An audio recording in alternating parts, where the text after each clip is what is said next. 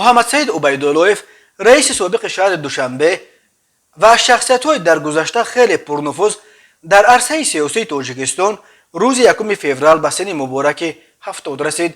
عبیداللهیف از سالهای 2000 تا 2020 در طول 20 سال باعث رئیس مجلس ملی رسما رهبر دوم تاجیکستان بود، ولی اینک 2 سال باز او دیگر از عرصه سیاسی کنار رفته به نفقه برآمده است و دیگر به قول مردم دوره پیری میراند. امیرجان عبیداللهیف پسر خرده او در روز جشن پدرش نوشت: پدرجان بی‌نظیر ما، الهیم هر یک قطره عرق جبین بدنتان که برای تربیت ما فرزندان ریخته است در جنت الفردوس به دریاها مبدل گردد. کمالات 70 سالگیتان مبارک بود. جاودانه در امان بیگزنده آفریدگار باشد. محض عبیداللهیف بود که سال 2000 در پی یک سوءقصد به جانش بیویک‌های از خود رفته هر دو طرف جنگ شهروندی را لجام زد و علاوه چشمشان را گرفت.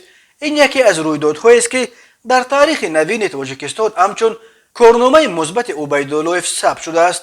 او را به شیوه شدید و حتی استالین رهبری و بنیاد به اصطلاح کپیتالیسم دولتی در پایتخت عیبدار میکنند.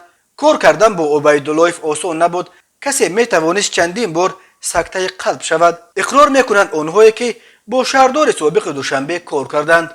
ژورنالیستان از تنقید امامعلی رحمان دیده از تنقید عبیداللهیف بیشتر ابا میکردند، اما از طرف دیگر او با لحن تندش منصبداران را مجبور میکرد که کم کم برای مردم هم کار کنند. در ساختارهای شهرداری به آنهایی که نظر مخالف داشتند امکان کار کردن و خود را نشان دادن میداد. سالهای زیاد عبیداللهیف از نفوذ فوق‌العاده و حتی میتوان گفت هموزن با پرزیدنت امامعلی رحمان برخوردار بود و از انگشت شمار نفرانی بود که به تصمیم گیری ها و رفتار پرزیدنت نیز ایراد گرفتن میتوانست.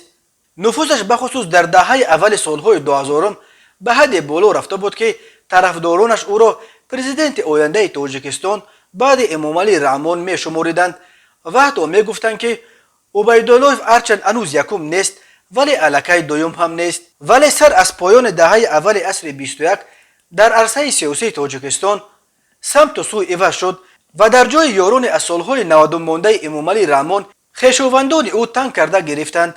این روند در نهایت به آن آورد که نفوذ عبیداللهیف نیز به تدریج کمرنگ شدن گرفت و او هرچند چندین سال دیگر مقام رسمی رهبری رقم 2 را حفظ کرد، دیگر از لحاظ نفوذ و تاثیر به تصمیم گیری های رقم 2 نبود. نهایت این روند آن شد که عبیداللهیف اول مقام شهردار دوشنبه و سپس ریاست مجلس ملی را به پسر کلانی پرزیدنت سپرد و کنار رفت. محمد سعید عبیداللهیف 1 فوریه سال 1952 در روستای کیروف نویه فرخار به دنیا آمده از کم شمار نمایندگان حکومتی است که در حد شوروی بیرون از تاجیکستان مکتب عالی خوانده است.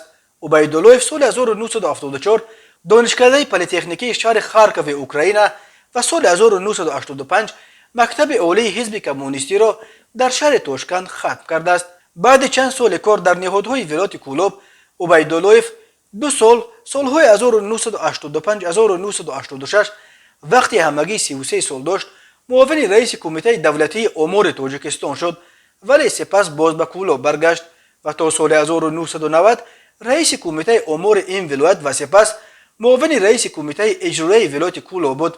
در اجلاسی 16 شورای عالی تاجیکستان که در پایان سال 1992 در قصر ارباب نویه خوجند دایر شد و امامعلی رحمان را به قدرت رساند، محمد سعید عبیداللهیف معاون سروزیر و مسئول وزارتخانه های قدرتی تعیین شد. او آن وقت مثل امامعلی رحمان همگی 40 سال داشت. سال 1994 محمد سعید عبیداللهیف به مقام معاون یکم سروزیر رسید و سال 1996 در پی نخستین اسیان نیروهای محمود خدایبردیف با طلب آشوبگران که در عقبه فرخار سنگر گرفته تعدید حمله به دوشنبه را داشتند، عبیداللهیف را از مقام برکنار کردند. اما همگی بعد چند ماه او به جای یوری پاناسوف شهردار دوشنبه تعیین شد. عبیداللهیف همچنین بعد تأسیس مجلس بالای پارلمان در اپریل سال 2000 رئیس مجلس ملی نیز انتخاب شد و تا سال 2020 این دومین مقام در ساختار دولتداری تاجیکستان را در دست داشت. روز 12 ژانویه سال 2017 رئیس جمهور تاجیکستان امامعلی رحمان به صورت برای اکثر غیر انتظار محمد سعید عبیداللهیف را با تمام معاونانش از رهبری حکومت دوشنبه برکنار کرد و پسر کلانیش رستم امامعلی را به جای او آورد. همین طور ماه اپریل سال 2020 عبیداللهیف آخرین مقام رسمیش ریاست مجلس ملی را هم به رستم امامعلی سپرد. محمد سید عبیداللهیف 3 فرزند، 2 پسر و 1 دختر دارد. پسر کلانیش جمال‌الدین عبیدالله 42 سال داشته 13 ینور سال 2018 سفیر تاجیکستان در فرانسه تعیین شد. او تا تعیین شدنش به این مقام رهبر ریاست سازمان‌های خارجی و از آن قبل سردار ریاست کنسولی وزارت کارهای خارجی تاجیکستان بود. پسر دوم او امیرجان عبیدالله 40 سال داشته بعد چند سال کار در مقام نماینده تاجیکستان در بانک جهانی و صندوق بین المللی پول از واشنگتن در سال 2013 به دوشنبه برگشت و چند سال در ریاست مالیه دستگاه پرزیدنت کار کرده. ماه ینور سال 2019 مشاور ارشد یاردمچی پرزیدنت در مسائل اقتصادی تعیین شد. دختر شهردار دوشنبه نگینه عبیدالله و 32 سال دارد.